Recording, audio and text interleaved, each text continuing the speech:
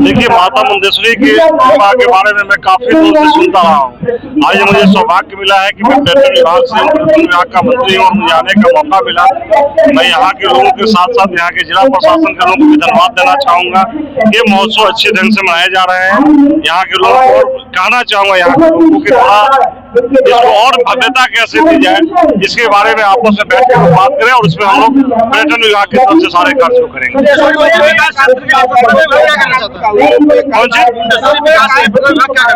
नहीं, पर्यटन विभाग की तरफ से हम लोग यहाँ पे इको टूरिज्म पार्क बनाने जा रहे हैं। पर्यटन विभाग की तरफ से आपको रोपवे का काम रुका हुआ नहीं है। रोपवे का काम बहुत जल्द ही आप देखिएगा 2 महीने के अंदर रोपवे स्टार्ट नहीं होगा बल्कि तैयार हो जाएगा। और को डेवलप करने के लिए क्या तैयारियां चल रही है?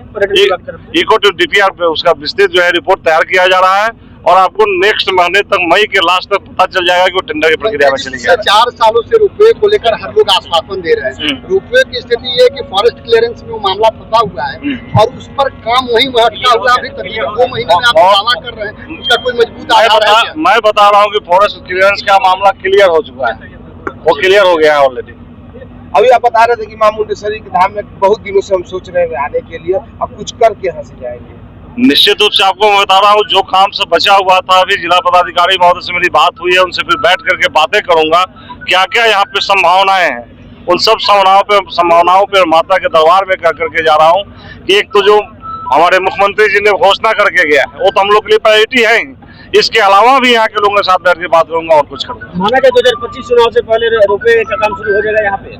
अरे रोपवे का काम मैं आपको बता रहा हूँ कि मई के लास्ट तक शुरू हो जाएगा। क्योंकि 2025 आए थे तो बोले थे कि रोपवे का काम यहाँ पे नहीं हो सकता है क्योंकि उसकी जरूरत नहीं महसूस हो रही है। नहीं, देखिए, रोपवे का काम के बारे में आपको अभी बताया ना कि फॉरेस्ट क्लियरेंस का दिक्कत थी, वो सब हो गया है, क्लियरेंस हो गया है।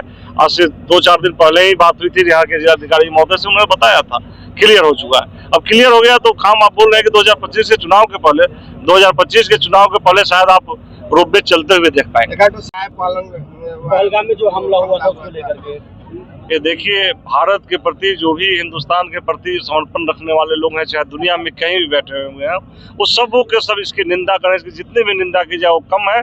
और हमारी सरकार एक मजबूत सरकार बैठी हुई है हिंदुस्तान के अंदर, जिसका नाम नरेंद्र मोदी है, प्रधानमंत्री जी।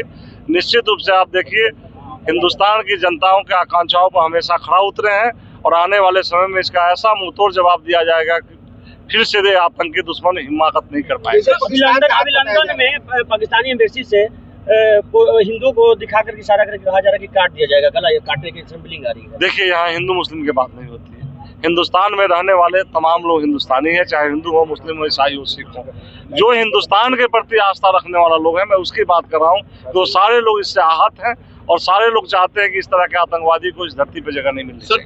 खुशी हो रही है कि आज कैमूर की पावन धरती पर जय मां मुंडेश्वरी महोत्सव 25 का आयोजन किया गया है और सांस्कृतिक कार्यक्रमों के माध्यम से संदेश जा रहा है कि भारत देश सनातन धर्म का देश जाकर के और देश के कोने कोने से बड़ी संख्या में श्रद्धालुओं का आगमन होता जा करके ये हमारा देश के प्रमुख मंदिरों में मां मुंडेश्वरी माना जाता है, जहां लगातार हर वर्ष बड़ी संख्या में लोग आते जा करके हैं।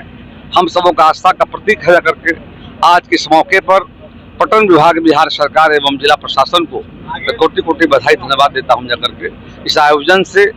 और जब से हमारी सरकार बिहार में आई और हमारी प्राथमिकता रही कि हर जिले में, बगल में सासाराम में गुप्ता धाम जाकर के, आगे बोधगया महोत्सव मनाते जाकर के हैं, आगे औरंगाबाद देव महोत्सव का आयोजन होता है। तो राज्य के लगभग सभी जिलों में हम लोग का प्रयास हो रहा है जाकर के कि वहाँ का जो हमारा प्राचीन मंदिर है, हमारी जो सांस्कृतिक विरासत, उसको वर्तमान पीढ़ी को याद कराना, जिससे लोगों को प्रेरणा मिल सके।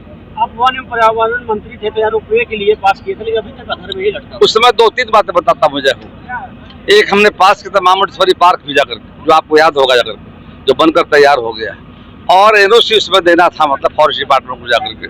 हम इसकी कल समीक्षा कर लेते हैं पुनः जाकर के और आज सरकार की स्वीकृति मिल चुकी है। पर्यटन विभाग इस काम को देख रहा है जाकर के है और हमें जानकारी पूर्व में रही थी जाकर के कि एनओसी के कारण रुका हुआ था। हमारा प्रयास होगा जल्द एनओसी मिल सके ताकि आने वाले समय पर्यटकों की संख्या बढ़ रही है, ताकि लोगों को आवागमन में बेहतर सुविधा मिले।